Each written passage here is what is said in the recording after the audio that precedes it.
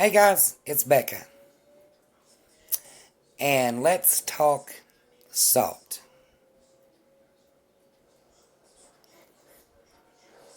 What is salt? Is it good or is it bad?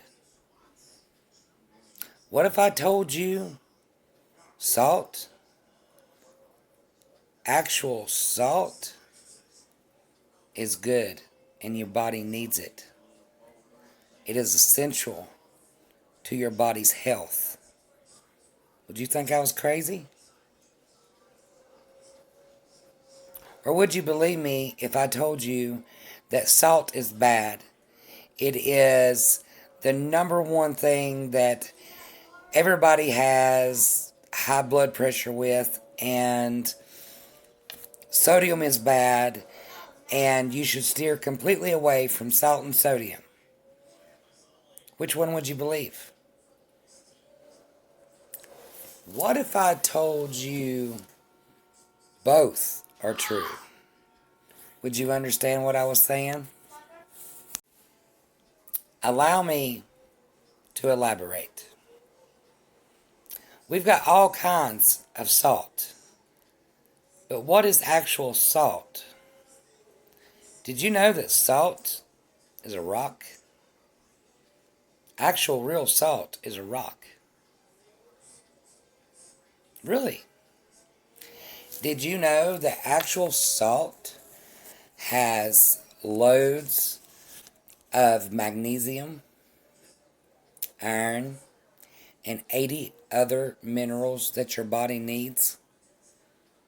It really does. And salt helps with your heart, your brain, your muscles. Sodium is a mineral. Sodium is needed in our body. So, why is salt bad? Well, allow me to elaborate on that. Table salt, what we know as table salt, is bad. This is the type of salt that is added to just about everything that you buy in a store. Anything that has been preserved in a can or in a box, it's salt. And what happens is this salt, is processed. It is bleached and it is heated at 1200 degrees Fahrenheit until it is crystallized. And everything in it that is good is now gone. After it goes to this chemical process and this heated process, it is nothing but like 97, I think it's 97% sodium chloride. That's why it's bad. That's why it's not good. But if you consume salt that is real salt as a whole food, that is good. And that is needed on a daily basis. So table salt is bad. Now, let's talk about other salt that is non-refined or unrefined. Let's talk about sea salt. Sea salt is a better option than regular table salt. But here's the thing about sea salt. Sea salt is actually a gray, pink color, not bleached white. So if you buy sea salt that is bleached white, then you know it's refined. It's been through a process. But if you buy sea salt, which is gray or pink, you know that you're getting the right stuff. However, the best type of salt, absolute, the most pure salt, is Himalayan salt. Himalayan pink Himalayan salt. It comes from high in the mountains, the Himalayan mountains, which was once used to be an ocean, and it is the most pure. Can you get any better than pink Himalayan salt? Well, sure. It's black Himalayan salt. Black Himalayan salt has more sulfur. Just like your vegetables, your carnivorous vegetables like broccoli, cauliflower, cabbage, stuff like that. That is a detox. That is a liver detox. It detoxes your body.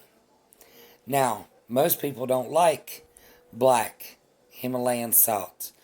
It's got a pungent smell. Some people says it smells like eggs. But if you want to get the purest of pure and the best bang for your buck, it would be the black Himalayan salt. But if you can't stand the sulfur, then the next best would be your pink Himalayan salt. Now, why not just sea salt? Well, if you get sea salt now that's in our oceans, think about all the pollution that is in them oceans. Exactly. Think about all the oil spills and all the cleanups and all the trash floating around in our ocean. Yes, sea salt is a better option. Real sea salt is a better option. I mean, 100 times better option than table salt. You're still going to get your minerals. But for the purest form of salt, you need to go high into the Himalayan mountains and get your salt from there. Does it make sense? Now let's talk about sodium. Sodium is that mineral. Your body does need sodium. Okay? Usually there is a little bit of confusion between fluid retention, salt and sodium, and high blood pressure. Okay? So let me elaborate just a little bit there. See, your body has to have sodium.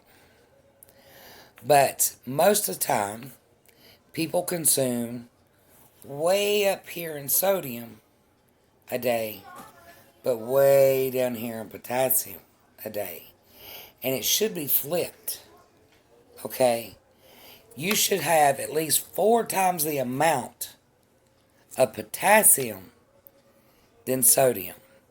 So if you're retaining fluid, you might need to increase your potassium instead of getting rid of the sodium and the salt.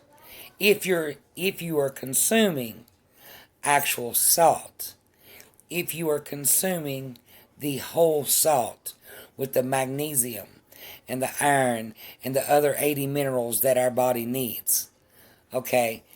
If you are consuming table salt, stop. Just stop. No more.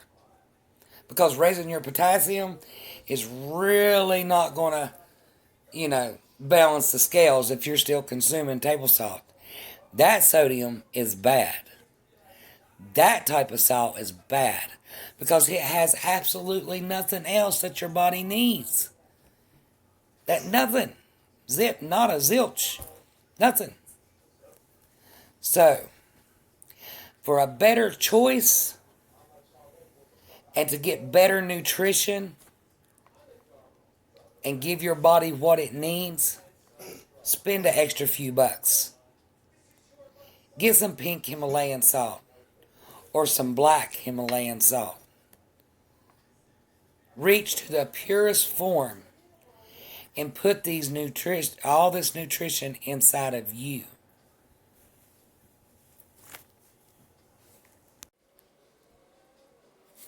Otherwise, think about it. You're just eating table salt. With a few extra bucks, you could be putting all them minerals in your body. All of that stuff that you normally wouldn't put in your body. Just for a few extra bucks. Just for making a better choice. Just for making an intelligent decision. Just for spending an extra few bucks. You'll be putting all of that nutrition, all of those minerals in your body. That's simple. So what do you think? Now, is salt good or bad? Or is it both? Like I told you at the beginning.